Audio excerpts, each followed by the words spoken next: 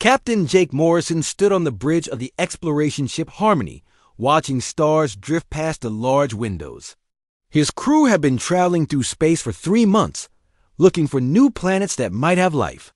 It was quiet work, and Jake often found himself thinking about home.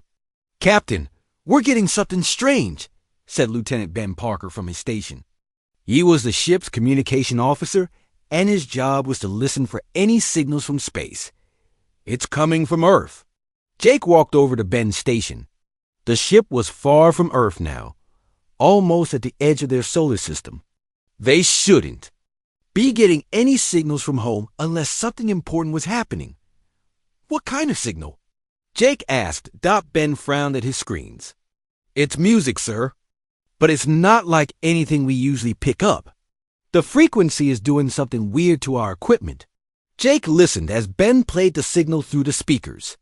The sound of a violin filled the bridge, sweet and clear. It was a simple melody, but something about it made Jake's chest feel tight. The music seemed to reach inside him and touch something deep. "That's beautiful," said Dr. Alex Rodriguez, the ship's science officer. She had come over to listen too. "But why is it affecting our equipment?" The music continued, and Jake noticed that other crew members had stopped their work to listen. Even the ship's computer system seemed to be responding to the sound. Lights flickered in rhythm with the melody, and the engines hummed a little differently. "Can you trace where it's coming from?" Jake asked. Ben worked at his controls. "It's from New York City, sir. Street level. The signal is somehow getting amplified as it travels through space. I've never seen anything like it." Dr. Rodriguez was studying her own instruments. "Captain, this isn't just music. The sound waves are creating some kind of quantum effect. The frequency is perfectly matched to certain universal constants." Jake didn't understand all the science talk, but he knew Dr. Rodriguez was very smart. If she said something was unusual, he listened. "Show me the source," he said. Ben brought up a video feed on the main screen. Jake saw a busy New York street corner. People walked by, most of them not paying attention to anything special. But there, sitting on a small stool near a subway entrance, was a little girl. She couldn't have been more than 3 years old. Her dark hair was pulled back in a ponytail, and she wore a simple blue dress. In her tiny hands, she held a violin that looked almost too big for her. Her eyes were closed as she played, and her face showed pure concentration. "That's impossible," said Dr. Rodriguez. "A child that young couldn't have the skill to create those frequencies." But Jake watched the little girl play, and he could see that she was doing something special. Her fingers moved on the violin strings with perfect timing. Every note was exactly right. The music flowed from her instrument like water from a spring. "What's her name?" Jake asked. Ben checked the Earth databases. "Lucy Chun, age 3. She lives with her guardian, Mrs. Grace Foster." According to the records, Lucy started playing violin when she was 2 years old. People call her a musical genius. On the screen, Jake watched people stop to listen to Lucy's music.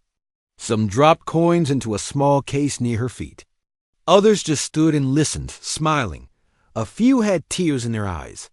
"Sir," said Lieutenant Parker, his voice suddenly tense, "we're getting other signals now. Not from Earth."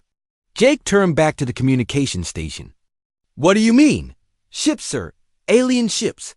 "They're all heading toward Earth." Dr. Rodriguez checked her instruments quickly. "He's right, Captain.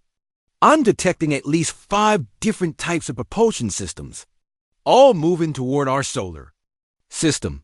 Jake felt a cold fear in his stomach. Earth had never made official contact with alien life. If other species were coming to Earth, it could mean trouble.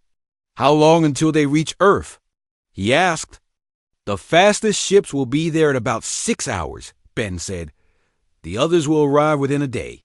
Jake looked back at the screen. Lucy was still playing her violin, completely unaware that her music was somehow calling alien visitors to Earth.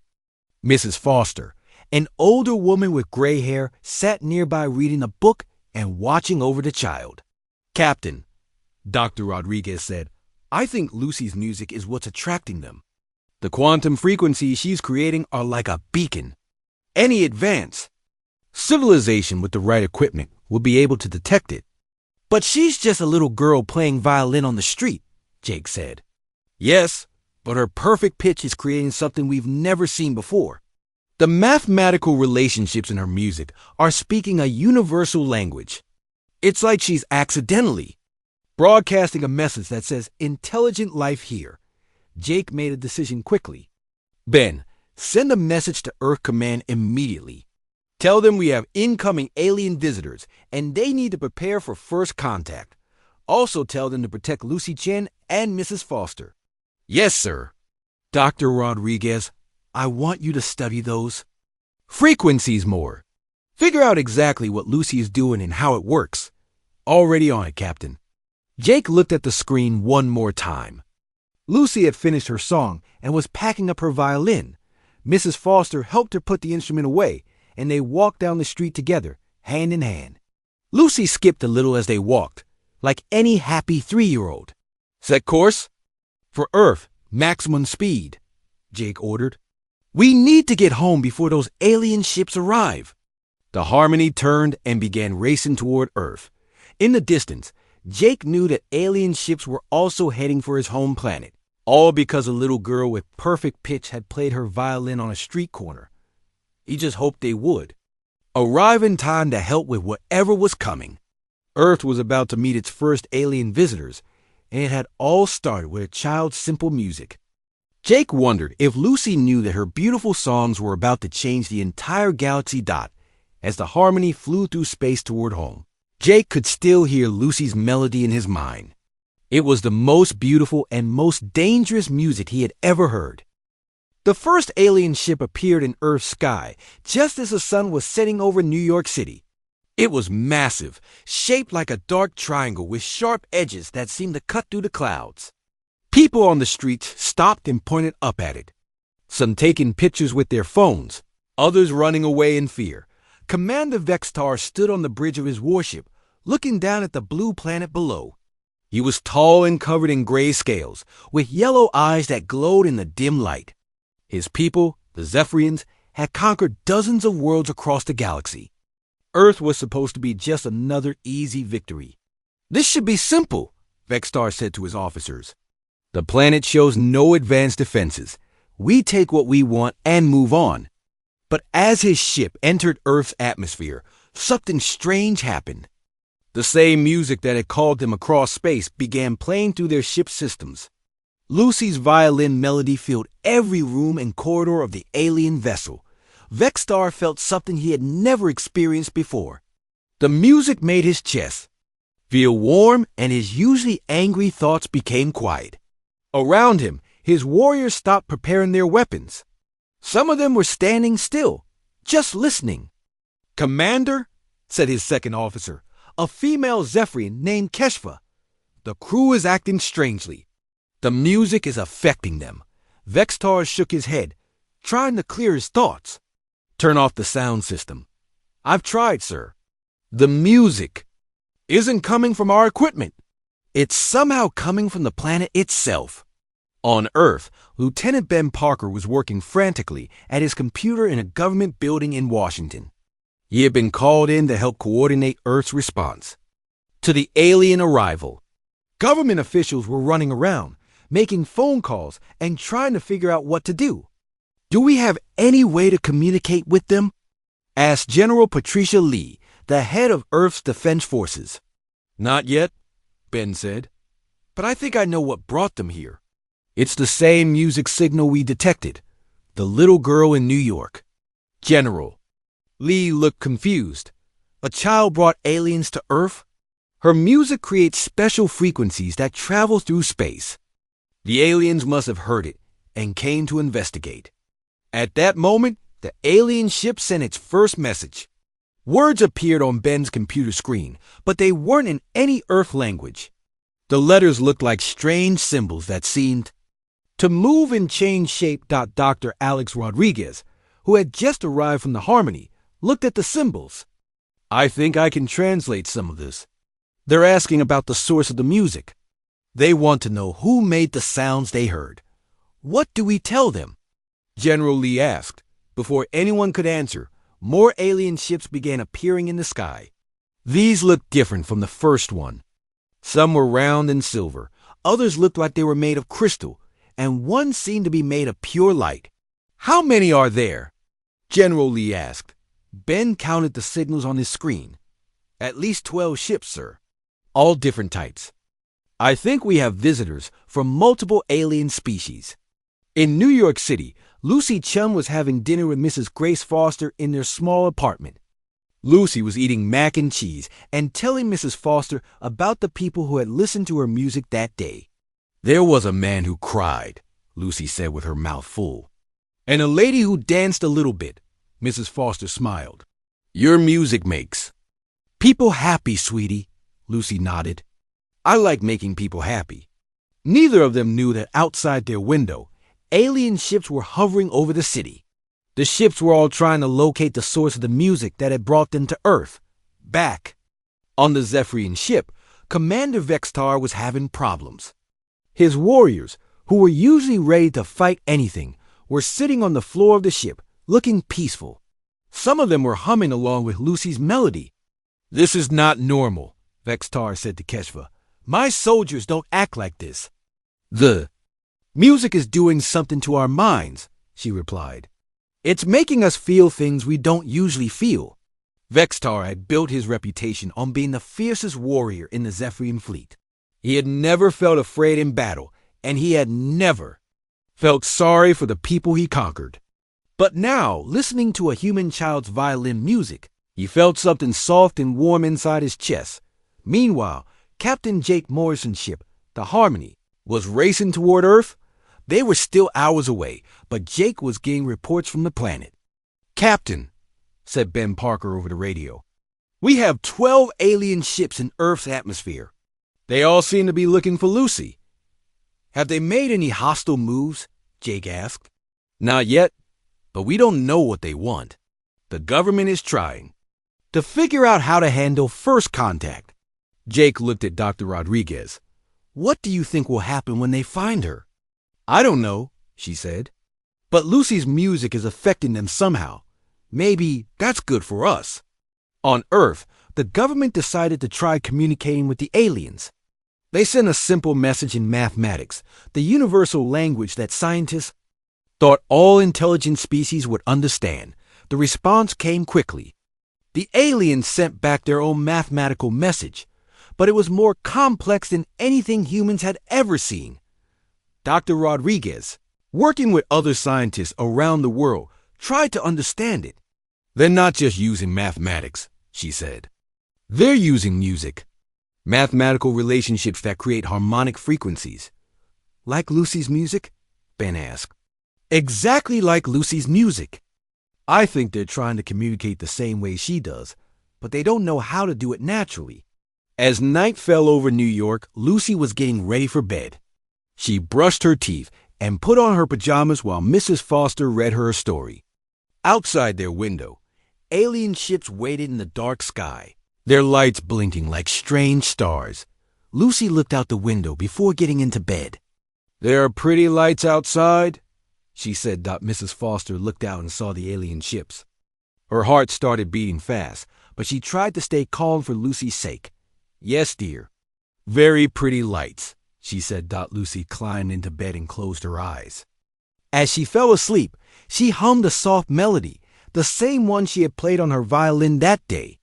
The sound somehow traveled through the walls, through the air, and up to the alien ships waiting above Dot and those ships, alien beings from across. The galaxy listened to a human child's lullaby and felt something they had never felt before. They felt peace. The next morning, Lucy woke up excited to play her violin again. She didn't know that overnight, 20 more alien ships had arrived in Earth's sky. She put on her favorite yellow dress and helped Mrs. Foster make breakfast. Can we go to the park today? Lucy asked. Eating her cereal, Mrs. Foster looked out the window at the strange ships floating above the city. The news on television was showing pictures of the aliens, and people were scared. But Lucy seemed happy and normal. like nothing had changed. "Maybe we should stay inside today, sweetie," Mrs. Foster said gently. Lucy's face fell. "But I want to play music for people. It makes them smile." Mrs. Foster didn't know what to say. She wanted to keep Lucy safe, but she also didn't want to frighten the child dot in space above Earth. The alien ships were having their own problems. The Christek Collective had arrived in the night, bringing 3 silver ships that looked like giant diamonds. The Christek were logical beings who thought with computer-like minds. They didn't understand emotions, but Lucy's music was making them feel things they couldn't explain. Commander Zixto of the Christek studied the music through his ship's sensors.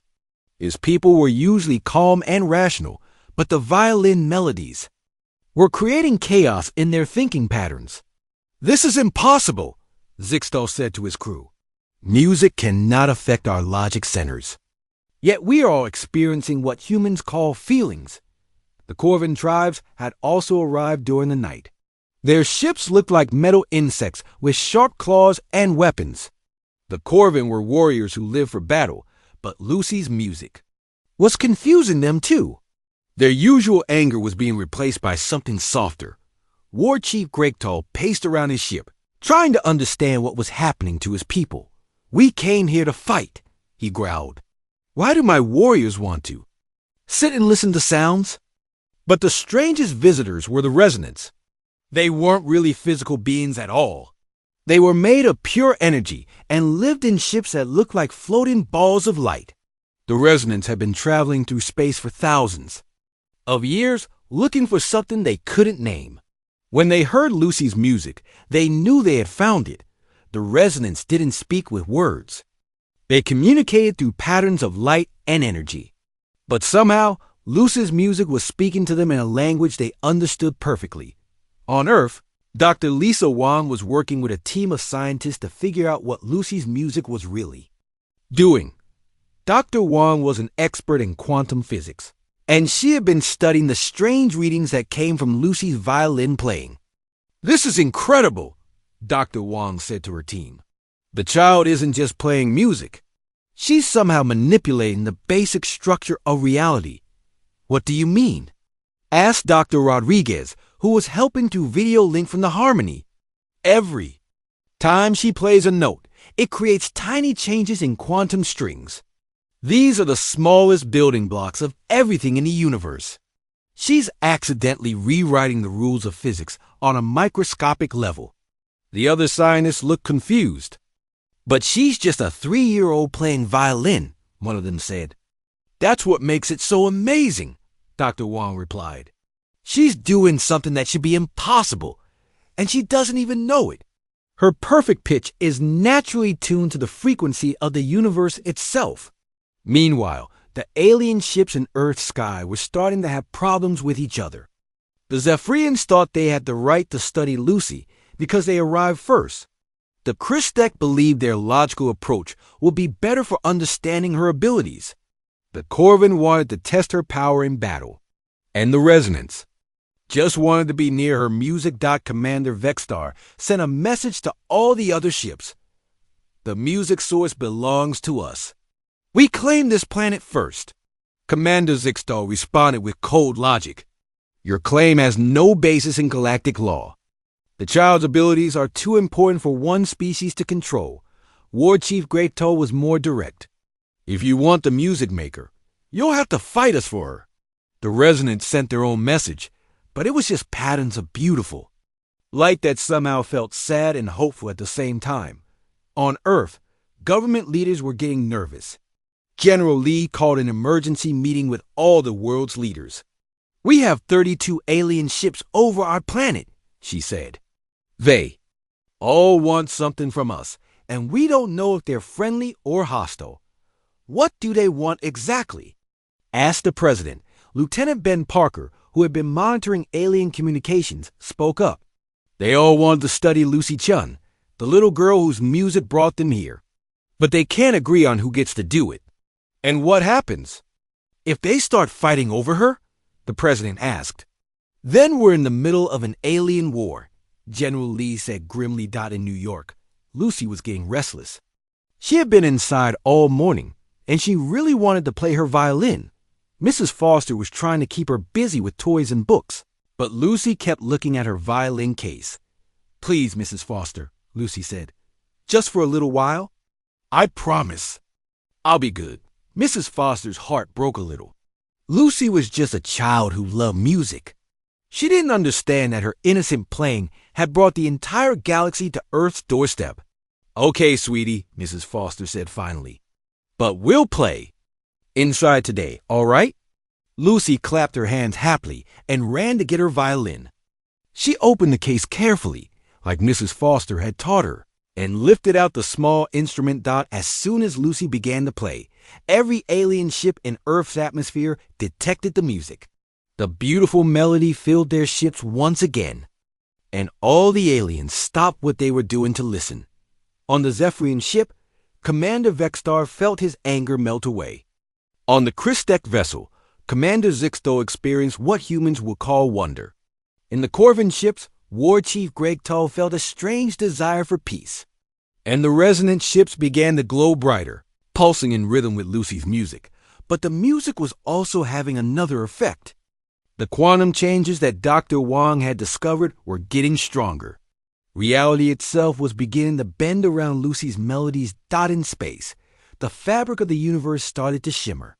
The alien ship's instruments went crazy as the laws of physics flickered and changed. Some weapons stopped working. Some engines began running differently. And all the aliens began to understand that they were dealing with something far more powerful than they had imagined. Lucy finished her song and smiled. She didn't know that her simple melody had just changed the quantum structure of local space-time. She was just happy to make music. But in the ships above, the aliens were realizing that the little girl with the violin might be the most powerful being any of them had ever encountered. The fighting started at noon. War Chief Greg Tull of the Corvin tribes grew tired of waiting and talking. He wanted to test his strength against the other aliens, and he wanted to see what made the human child so special. His 3 warships moved toward the Zephyrian vessels, weapons charging with bright energy. "If you will not share the music maker, then we will take her," Greg Tull announced over the communication channels. Commander Vexstar responded immediately. His Zephyrian ships turned to face the Corvin threat, their own weapons powering up. "You will not touch the child. She is under our protection." The Christek ships moved into formation as well. Commander Zixtal calculated the odds of battle and decided his logical approach would be better than fighting. But when the Corvin fired the first shots, his ships had no choice but to defend themselves. Bright beams of energy lit up the sky over Earth. People in cities around the world looked up in fear as the alien battle began above their heads. Military forces on Earth tried to help, but their weapons were too weak to affect the alien ships. Colonel Dan Mitchell stood in the Pentagon War Room, watching the battle on satellite feeds. He commanded Earth's defense forces, but he felt helpless. His jets and missiles were like toys compared to the alien technology. "Can we contact the child?" Colonel Mitchell asked Lieutenant Ben Parker. "I'm trying, sir," Ben replied. But all communications are being jammed by the battle. In her apartment, Lucy Chun could hear loud noises outside. She pressed her face against the window and saw bright lights flashing in the sky. Mrs. Foster pulled her away from the window, looking scared. "What's happening?" Lucy asked. "There's a storm outside, sweetie," Mrs. Foster said, not wanting to frighten the child. "We need to stay inside where it's safe." But Lucy could feel something was wrong. The air around her felt different, like it was humming with invisible energy. She didn't understand what was happening, but she knew people were upset somewhere above them. The alien battle was getting worse. The Corvin ships were tough and strong, built for war. The Zephyrian vessels were fast and had powerful shields. The Christek ships used precise, calculated attacks that hit exactly where they needed to, but something strange was happening to their weapons. Every time an energy beam was fired, it seemed to bend and twist in the air. Some shots missed their targets completely. Others lost power and fizzled out before hitting anything. Commander Vexstar stared at his weapon displays in confusion. Why are our systems malfunctioning? His weapons officer, Keshva, checked her instruments. Sir, there are quantum distortions in the space around Earth. Our energy weapons are being affected by some kind of harmonic interference. On the Christek ship, Commander Zixtal was having the same problem. His logical mind tried to calculate what was causing the weapon failures, but the math didn't make sense. The quantum field around this planet is unstable, he told his crew. Something is creating interference patterns that disrupt our technology. War Chief Gregto was getting angry. His people lived for battle, but their weapons kept missing or losing power. What kind of planet is this? He roared, the resonance. Beings floating in their ships of pure light understood what was happening better than the others. They sent a message of glowing patterns to all the ships. The child's music changes reality. While she lives here, this space follows different rules. Dr. Lisa Wang, monitoring the battle from her laboratory, was seeing the same thing on her instruments. The quantum distortions are getting stronger, she told her team. Lucy's presence is affecting the entire air around Earth. But she's not even playing music right now, one of her assistants said. It doesn't matter, Dr. Wang replied. Her existence alone is changing the fabric of space-time. And the more emotional energy is released around her, the stronger the effect becomes. The battle raged for 2 hours. Ships were damaged but not destroyed. The aliens found that their most powerful weapons simply wouldn't work properly in Earth's space. Frustrated and confused, they began to realize that something about this planet was different from anywhere they had ever fought. Then Lucy decided she wanted to help. She had been listening to the loud noises and bright lights outside, and she could feel that people were scared and angry. Lucy didn't like it when people were upset. Music always made people feel better, so she decided to play her violin. I want to play a song, Lucy told Mrs. Foster. Not right now, sweetie, Mrs. Foster said. It's too loud outside. But Lucy was determined. When Mrs. Foster went to the kitchen to make lunch, Lucy quietly got her violin from its case. She sat by the window and began to play a soft, gentle melody that her music teacher had showed her. The effect was immediate. The moment Lucy's bow touched the violin strings, a wave of harmonic energy spread out from her apartment building. It moved through the air like ripples on a pond, growing stronger as it rose toward the battling alien ships. On the Zephyrian vessel, Commander Vexstar suddenly felt his anger drain away. The music filled his ship's corridors, and his crew stopped fighting to listen. Some of his warriors began to cry, remembering their homes and families far away. The Corvin ships were affected even more strongly. War Chief Gregtal, who had never felt anything but the joy of battle, suddenly experienced sadness. He thought about all the enemies he had defeated, and for the first time, he wondered if they had families who missed them. On the Christek ships, the logical beings found there, minds flooded with emotions they couldn't process. Commander Zixtal discovered that mathematical certainty meant nothing when faced with the simple beauty of a child's music. The resonance. Beings pulsed with colors that had never existed in their light forms before. They had spent thousands of years searching the galaxy for meaning, and now they found it in the innocent melody of a 3-year-old human. All the alien ships stopped fighting. Their weapons powered down automatically.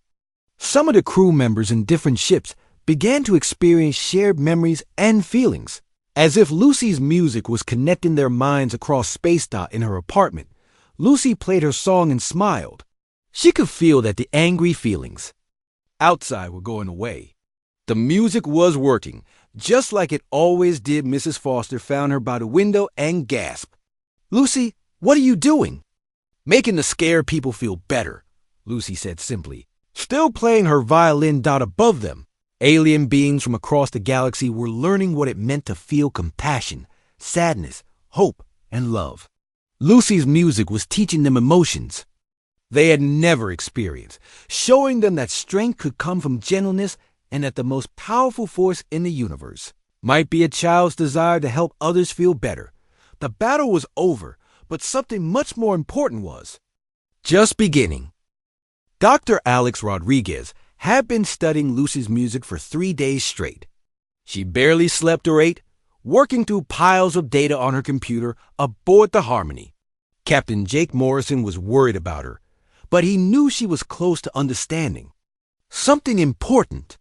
"I think I figured it out," Dr. Rodriguez said suddenly, her eyes bright with excitement. Captain Morrison hurried over to her workstation. "What did you find?" "Lucy isn't just playing music," Dr. Rodriguez explained. "She's speaking in mathematics. Every note she plays follows perfect mathematical relationships that match the structure of the universe itself." "What do you mean?" "Doctor." Rodriguez pulled up charts and graphs on her screen. "Look at this. When Lucy plays her violin, the frequencies create patterns that match quantum mechanics, gravity, electromagnetic forces, everything. It's like she's having a conversation with reality itself."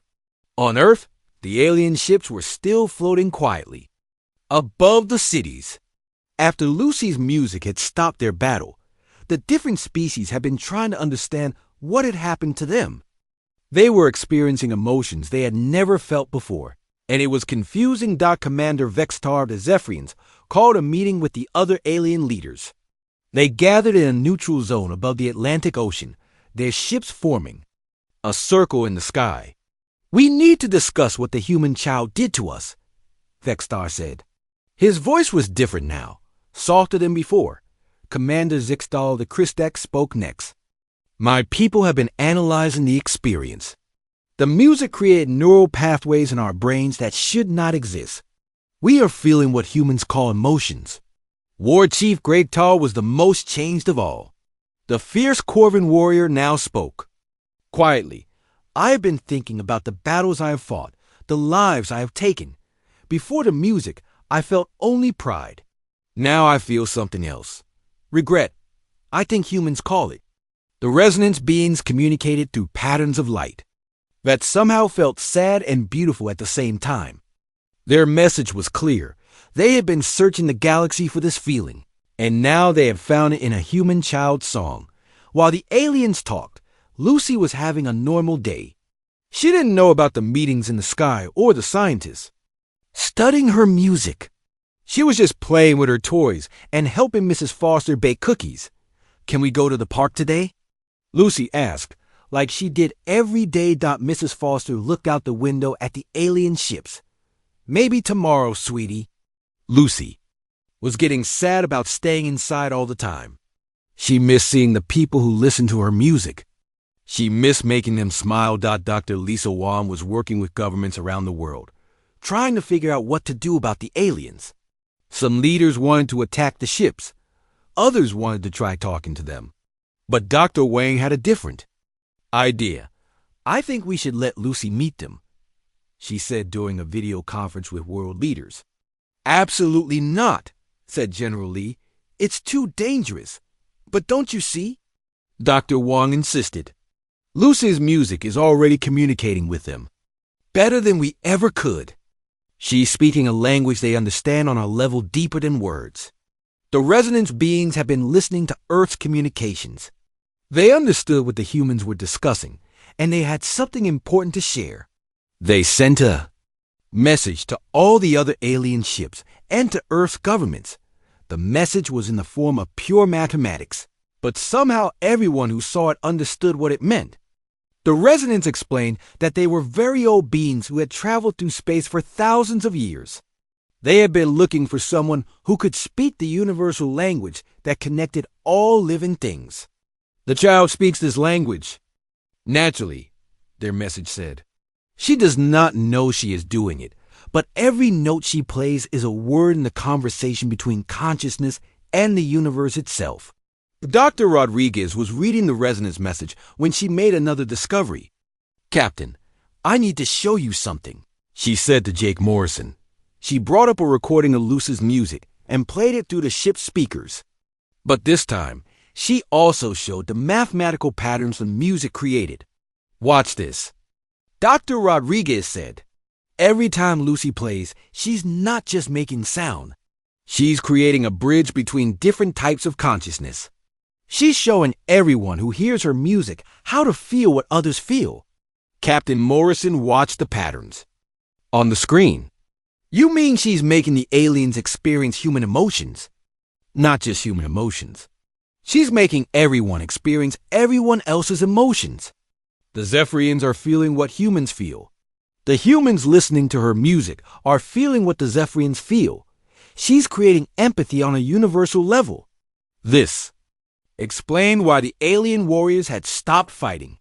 When Lucy played her violin, she wasn't just making music. She was forcing every living being in range to understand what it felt like to be someone else. On Earth, Lucy had convinced Mrs. Foster to let her play violin in their apartment.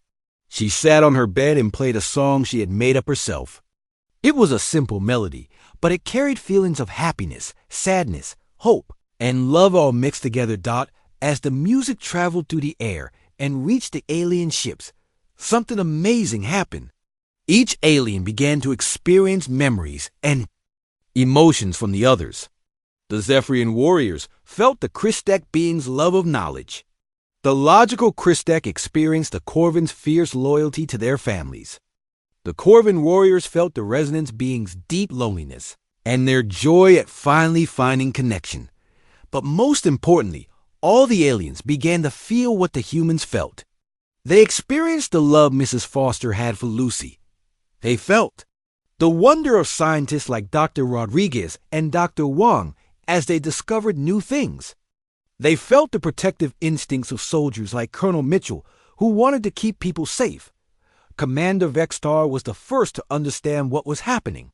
The child is not just making music, he told the other alien leaders.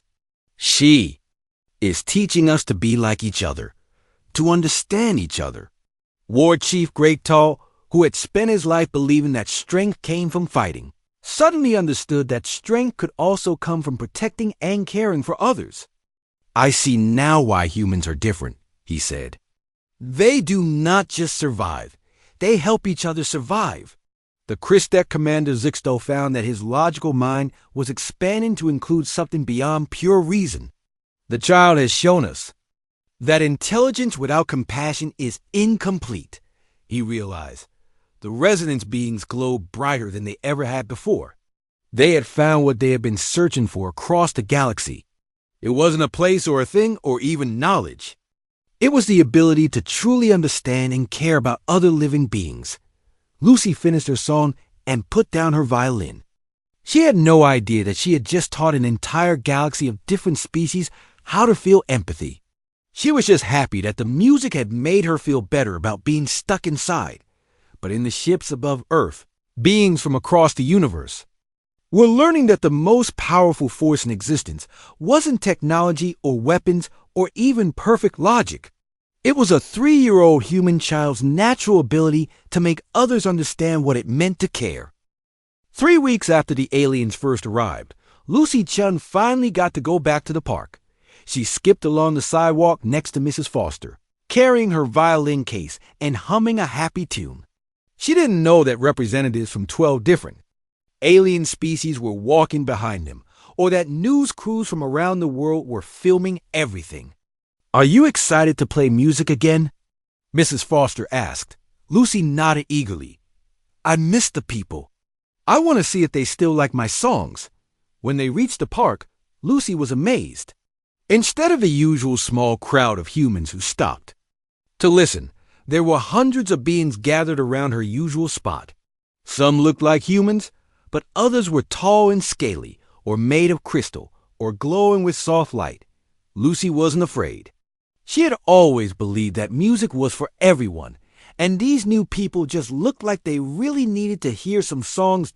Commander Vextar, who now wore simple clothes instead of his military uniform, approached Mrs. Foster carefully. Over the past weeks, he had learned to speak some human languages. Mrs. Foster, he said politely, my people would be honored if Lucy would share her music with us.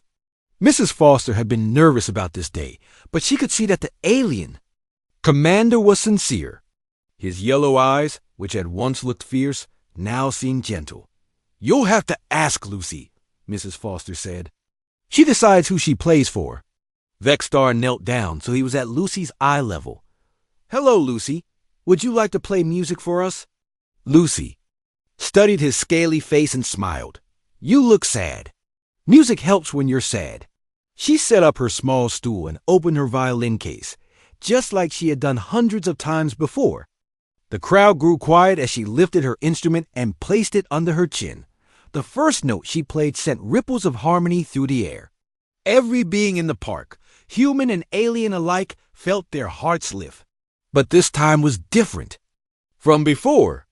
Instead of the music affecting each species separately, it created connections between them all. Dr. Alex Rodriguez, who was watching from nearby, saw something incredible on her instruments.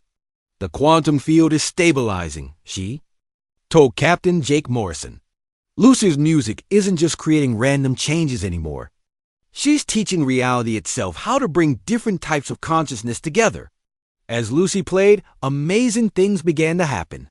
The Christek beings, who had always thought in pure logic, started to understand human creativity. Some of them began to hum along with the melody, creating harmonies they had never imagined before. The Corvin warriors, who had only known the emotions of battle, felt the joy of peaceful gathering.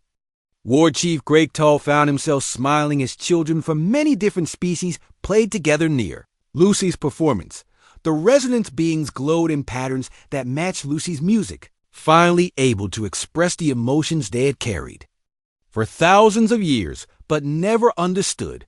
But the most wonderful change was in the humans.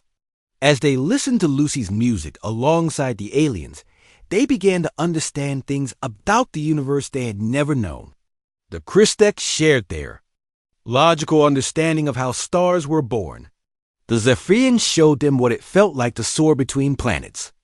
The resonance helped them sense the connections between all living things. Dr. Lisa Wang, who was recording everything, realized that something historically important was happening.